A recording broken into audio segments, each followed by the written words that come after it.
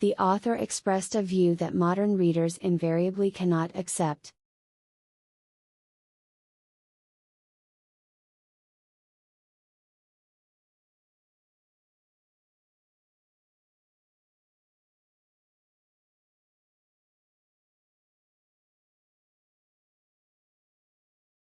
There are lots of students competing for the places in computer courses.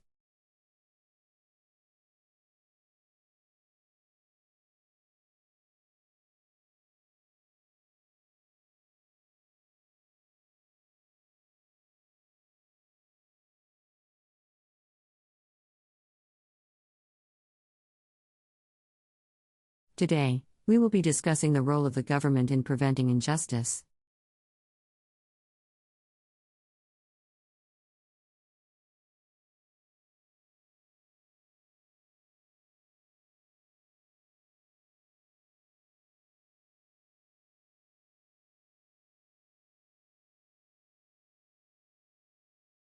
Please explain what the author means by sustainability.